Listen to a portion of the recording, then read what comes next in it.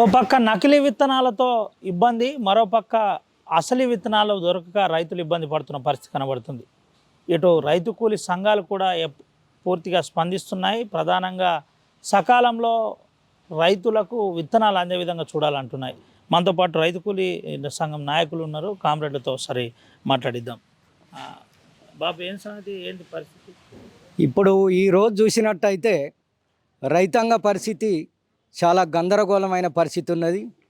దేశానికి అన్నం పెట్టే రైతునే నిర్లక్ష్యం వహిస్తూ ఈ ప్రభుత్వం మరి నకిలీ విత్తనాలు ఒక పక్కన, మరి విత్తనాల కొరత ఒక పక్కన, మరి రెండు కలితే రైతులను నడ్డి విరగొట్టే ప్రయత్నాలు చేస్తున్నది.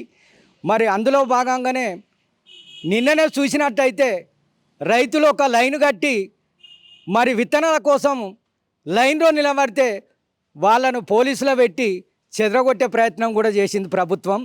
మరి ఇప్పటికైనా కనుక ప్రభుత్వం మేలుకొని మరి రైతులకు సరిపడ విత్తనాలు వాళ్లకు అందజేయాలనేది కూడా మేము కోరుతున్నాం.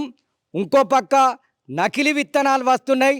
మరి పంటలు దిగుబడి రాక మరి పంట వాళ్ళు ఆరగాల కష్టం నష్టపోతున్నారు. మరి దీనికి పెట్టుబడి వెళ్ళక అప్పు తీర్చలేక ఆత్మహత్యలు చేసుకునే పరిస్థితి కూడా ఏర్పాటు చేస్తుంది. మరి ప్రభుత్వము మరి అన్నిటిపైన చర్యలు తీసుకొని ఖచ్చితంగా వాళ్ళకు సరిపడాన్ని విత్తనాలు కూడా అందజేయాలనేది కూడా మేము రైతు కూలీ సంఘంగా డిమాండ్ చేస్తున్నాం. రైట్, ఇది పరిస్థితి. సకాలంలో ప్రభుత్వం స్పందించాలి, రైతులకు విత్తనాలు అందించాలని చెబుతున్న పరిస్థితి కనబడుతుంది. ఏంటి అసలు విత్తనాలు కొరత ఉండడానికి కారణం ఏంది? తెలంగాణ రాష్ట్రంలో ఇప్పటికే అన్నీ ఉన్నాయని ప్రభుత్వం చెప్తున్న పరిస్థితి. అయితే వాస్తవానికి అంగట్లో అన్నీ ఉన్నాయి, కానీ అన్నుల శని ఉన్న చందంగా వ్యవహరిస్తూ ఉంది. ఏదైతే కొత్తగా వచ్చిన కాంగ్రెస్ ప్రభుత్వం రైతాంగాన్ని ప్రతి విషయంలో కూడా ఆదుకుంటాం, రైతు లేనిదే రాజ్యం లేదు, రైతే దేశానికి వెన్నుముక్క, రైతు ప్రతి సమస్యను కూడా పరిష్కరిస్తామన్న కాంగ్రెస్ ప్రభుత్వం గద్దెనెక్కి కూర్చుంది. ఒకవైపు ఏదైతే వర్షాకాలం వస్తుంది, రైతులు తను ఎప్పుడైతే వర్షాలు వస్తాయో అప్పుడే పంట వేయాలి, విత్తనాలు వేయాలనే ఆదృతతో రైతాంగం ఇప్పటికే చదును చేసుకుంటా ఉన్నారు చేనులలో, పొలాలలో. అదే సందర్భంలో ఈ తరుణంలోనే రైతాంగానికి విత్తనాలు కూడా కావలసినంత విత్తనాలు కూడా అవసరం ఉంది. కాబట్టి రైతాంగం మేలు అసలైన విత్తనాల కోసం రైతాంగం వ్యవసాయ శాఖ చుట్టూ, వ్యవసాయ అధికారుల చుట్టూ, ఏదైతే విత్తనాల షాపుల చుట్టూ తిరుగుతూ నిజమైన విత్తనాలు, నకిలీ విత్తనాలని రైతాంగాన్ని కానివ్వండి, అదేవిధంగా కొంతమంది వ్యవసాయ అధికారులు కానివ్వండి, అసలు విత్తనాలు నకిలీ విత్తనాలు తెలియలేని పరిస్థితి కనబడతా ఉంది. అసలు విత్తనాల కోసం వ్యవసాయ అధికారులు నిర్వహిస్తూ ఉన్నారని మొన్న ఆదిలాబాద్లో రైతాంగం విత్తనాలు కావాలని రైతాంగం అనేక ఎండుతూ నిలబడి రైతాంగానికి విత్తనాలు కావాలని రైతాంగం లైన్లో నిలబడి ఉంటే రైతులకు విత్తనాలు అనక సరిపడా విత్తనాలు చేరక రైతులు అక్కడ ఇబ్బంది పడుతూ ఉంటే రైతాంగం అనేక మంది జమకూడిన సందర్భంలో పోలీసులు చెదరగొట్టిన సందర్భం ఉంది. మేమంటున్నాం, రైతాంగానికి ఎంత విత్తనాలు కావాలి, అదేవిధంగా రైతులకు ఎంత విత్తనాలు అవసరం ఉందని ప్రభుత్వమే చర్యలు చేయాలి, ప్రభుత్వమే చూడాలి. ఏ రైతుకి ఎంత విత్తనాలు ఉంది, ఎక్కడ ఎన్ని ఎకరాలకు విత్తనాలు అవసరం ఉందో ప్రభుత్వమే, సంబంధిత అధికారులు, వ్యవసాయ అధికారులు ఎప్పటికప్పుడు పర్యవేక్షణ చేసి రైతాంగానికి ఎంత విత్తనం అవసరం ఉందో చూడాల్సిన బాధ్యత రాష్ట్ర ప్రభుత్వానికి కానీ వ్యవసాయ అధికారులకు కూడా ఉంది. అంతేకాదు, అదే తరుణంలో ఏదైతే నకిలీ విత్తనాలు కొనసాగుతా ఉంది, మొన్న బాబాసాగర్, చెన్నూరు ప్రాంతాలలో నకిలీ విత్తనాల దందా 3 పువ్వులు 6 కాయలుగా వ్యవహరిస్తూ ఉంది. నకిలీ విత్తనాలను అరికట్టడంలో ప్రభుత్వం విఫలమవుతా ఉంది. ఒకవైపు వ్యవసాయ అధికారులు కానివ్వండి, మరోవైపు పోలీస్ యంత్రం కానివ్వండి, స్థానికంగా ఉన్న ఎమ్మెల్యేలు కానివ్వండి, ఈ నకిలీ విత్తనాలు పట్టుబడి నకిలీ విత్తనాలు ఏదైతే దళారులు ఉన్నారో రైతుని ఆసరగా చేసుకొని రైతు ఏం కోరుకుంటున్నాడు, రైతుకి ఏం కావాలి, రైతులను ఎప్పుడు ముంచాలనేది ఈరోజు దళారు చూస్తున్న పరిస్థితి ఉంది.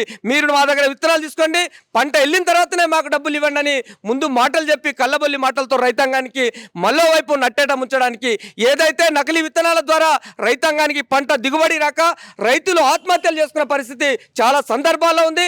అదేవిధంగా ఈ నకిలీ విత్తనాల ద్వారా కూడా రైతులు ఇబ్బంది పడుతున్న పరిస్థితి ఉంది. కాబట్టి నకిలీ విత్తనాలు అరికట్టడంలో కూడా ప్రభుత్వం కానివ్వండి, అదేవిధంగా టాస్క్ ఫోర్స్ పోలీసులు కానివ్వండి, సంబంధిత వ్యవసాయ అధికారులు కానివ్వండి, సంబంధిత స్థానిక రాజకీయ నాయకులు కానివ్వండి, వీటి మీద పర్యవేక్షణ చేసి ఎప్పటికప్పుడు వ్యవసాయ రంగం అభివృద్ధి దశలో ఉండాలి. వ్యవసాయం రైతు బాగుంటే దేశం బాగుంటుంది. రైతు కళ్ళల్లో నీళ్ళు వస్తే దేశం మొత్తం కూడా బాధలో ఉంటుంది అని ఏదైతే అంటా ఉన్నారో, రైతాంగాన్ని ఆదుకునే విధంగా నకిలీ విత్తనాలు అరికట్టాలని, రైతులకు ఏదైతే దిగుబడి వచ్చే విత్తనాలు, మేలైన విత్తనాలు ఉన్నాయో అవన్నీ కూడా రైతులకు సరిపడే విత్తనాలు అందే విధంగా ప్రభుత్వం చర్యలు చేపట్టాలని మేము రాష్ట్ర ప్రభుత్వాన్ని డిమాండ్ చేస్తా ఉన్నాం. రైతు కూలీ సంఘం నాయకులుగా మీరేమన్నా అధికారులతో మాట్లాడే ప్రయత్నం చేసినారా? వ్యవసాయ శాఖ అధికారులు కావచ్చు, జిల్లా కలెక్టర్లకు కావచ్చు, ఇలాంటి సమస్య ఉన్నదని చెప్పే ప్రయత్నం చేసినారా? ఎస్, మేము ఏదైతే నకిలీ విత్తనాలు పట్టుబడుతున్న సందర్భాల్లో నకిలీ విత్తనాలు అక్కడక్కడ అమ్ముకుంటున్నారనే సందర్భాల్లో కనబడ్డ ఎంబడే రైతులు ఇబ్బంది పడతారు. అసలు విత్తనాలు నకిలీ విత్తనాలకు తేడలేని పరిస్థితి ఉంది. కాబట్టి సంబంధిత వ్యవసాయ అధికారులు కూడా కొంతమందికి ఈ నకిలీయా అసలియా అర్థం కాని పరిస్థితి ఉంది. అట్లా దానికోసమని ఏం జరిగిందంటే, నకిలీ విత్తనాలు ఎప్పటికప్పుడు అరికట్టండి, నకిలీ విత్తనాలు ఎక్కడైతే అమ్ముతున్నారో వాళ్ళని వెంటనే క్రిమినల్ కేసులు పెట్టి జైలుకు పంపించండి, వాళ్ళకి శిక్ష పడే విధంగా చూడండి అని నకిలీ విత్తనాల విషయంలో సంబంధిత అధికారులను కలిసినాం. అదేవిధంగా మేలు వంగడాలు ఏదైతే అసలైన విత్తనాలు ఉన్నాయో రైతాంగానికి సరిపడ విత్తనాలు ఇవ్వాలనే ఉద్దేశంతో కూడా సంబంధిత అధికారులు కూడా కలవడం జరిగింది. ఏంటి అంటే మీ కార్యాచరణ రానున్న రోజుల్లో ఏ విధంగా ఉంటుంది? ఎస్, నకిలీ విత్తనాలని గిట్ట ప్రభుత్వం అరికట్టకపోతే భవిష్యత్తులో రైతాంగాన్ని పట్టుకొని రైతులను ఏకం చేసి నకిలీ విత్తనాలపైన దాడులు చేస్తాం, పట్టుకుంటాం, రైతులకు మేలు జరిగే వరకు చూస్తాం. ఈ నకిలీ విత్తనాలు అమ్మే ఏదైతే దళారులు ఉన్నారో, ఏజెంట్లు ఉన్నారో వాళ్ళని ఎక్కడికక్కడ రైతాంగం బుద్ధి చెప్తామని మేము చెప్తా ఉన్నాం.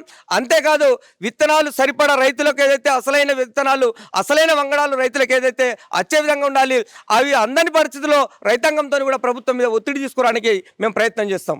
రైతులు ఈ విత్తనాల దిశగా ఎందుకు విత్తనాల కొరత ఎందుకు ఏర్పడే పరిస్థితి ఏర్పడింది? విత్తనాల కొరత అంటే కొంతమంది దళారులు కలిసి అంటే బ్లాకులో అమ్ముతుండ్రు. బ్లాకులో అమ్మడం వలన ఈ విత్తనాల కొరత ఏర్పడుతుంది. ఎందుకు అమ్ముతుండ్రు అంటే, ఈ వ్యవసాయ అధికారులు కానీ మరి ఈ అమ్మే వీళ్ళందరూ కలిసి ఒక కుమ్మక్కగా ఒక ముఠాగా ఏర్పడి ఇవన్నీ బ్లాకులో అమ్మడం జరుగుతుంది.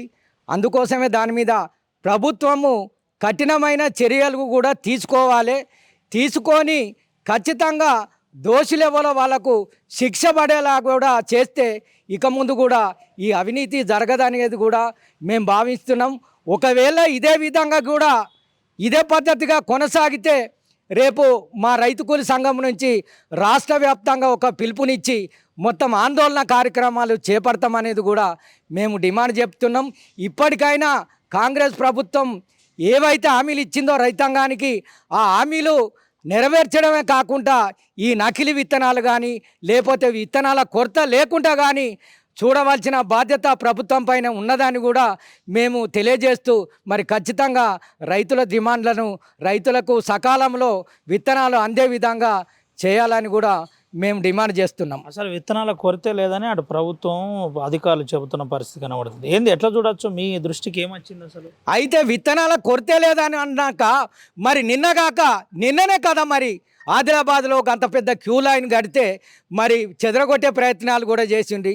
అదే ఇప్పుడు నిదర్శనం ఇప్పుడు మన కళ్ళకు కనిపిస్తుంది. ఎందుకంటే అక్కడ రైతులు ఎందుకు చేస్తారు? దొరకకనే కదా ఆందోళన చేసేది. మరి కొరత లేదని ఏ విధంగా అంటుంది ప్రభుత్వం? కొరత ఎందుకు లేదు? కొరత ఏర్పడితేనే కదా అంత పెద్ద లైన్ కట్టి మాకు దొరుకుతాయా లేదా అనేది దాని మీదనే ఇప్పుడు వాళ్ళు ఆందోళన పడి మాకు రేపు ఇప్పుడు ఆనకాలం వస్తుంది, మరి వర్షాలు పడితే మేము విత్తనాలు వేసుకునే టైం, మరి విత్తనాలు దొరుకుతాయా లేదా అనే విధంగానే వాళ్ళు లైన్ కట్టి క్యూలో నిల్చున్నారు. వాళ్ళని చెదరగొట్టే ప్రయత్నాలు ఎందుకు చేస్తున్నది? ఖచ్చితంగా వాళ్ళకు సరిపడాన్ని విత్తనాలు అందజేయవలసిన బాధ్యత ప్రభుత్వం. పాస్బుక్ 2 ప్యాకెట్లు లేదంటే ఆధార్ కార్డుకు 1 ప్యాకెట్ ఇట్లా ఇచ్చే పరిస్థితి ఏర్పడుతుందని అంటున్నారు. అయితే ఒక్కొక్కరికి చూస్తే ఇప్పటికి కూడా ఇందా ఒక లాజిక్ కూడా ఉన్నది. 100 ఎకరాలు ఉన్నోనికి ఖచ్చితంగా విత్తనాలు దొరుకుతున్నాయి. కానీ 1-2 ఎకరాలు ఉన్న వాళ్ళకు మరి ఆధార్ కార్డుకు 1 ప్యాకెట్ అంటే అది సరిపోదు. కాబట్టి రైతుకు ఎంత ఉన్నది భూమి, ఎంత అయితే ఆయనకు విత్తనాలు ఇస్తే సరిపోతాయి. అది కూడా అధికారులను పెట్టి మరి వెరిఫికేషన్ చేయించి వాళ్ళకు సరిపడ విత్తనాలు ఇస్తేనే బాగుంటుంది అనేది కూడా. ఇప్పటికి కూడా 100 ఎకరాలు ఉన్నోడు ఎవడు కూడా లైన్ కడతలేడు. వాడు బ్లాక్లో తెచ్చుకుంటాడా, వాడు ఎట్లా తెచ్చుకుంటాడా అనేది కూడా ప్రభుత్వం కూడా ఆలోచన చేసి ఖచ్చితంగా బక్క రైతులకు ఖచ్చితంగా వాళ్ళకు సరిపడాన్ని విత్తనాలు అందజేయాలని కూడా మేము డిమాండ్ చేస్తున్నాం.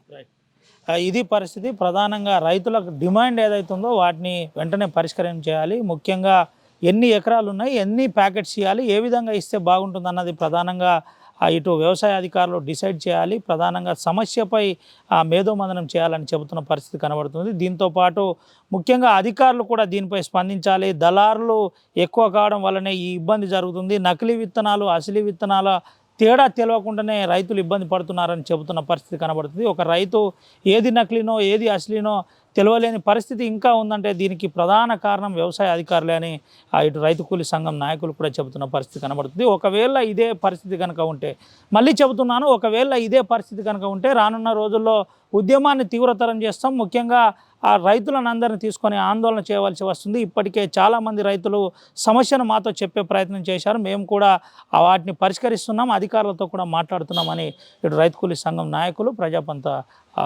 కామ్రేడ్లు చెబుతున్న పరిస్థితి కనబడుతుంది. సుమంత రవినాయక్, RTV, ఆదిలాబాద్ నుండి. మరిన్ని వీడియోస్ కోసం ఛానల్ ని సబ్స్క్రైబ్ చేయండి. లేటెస్ట్ అప్డేట్స్ కోసం వాట్సాప్ ఛానల్ ని ఫాలో చేయండి. అండ్ లింక్ డిస్క్రిప్షన్ లో ఉంది.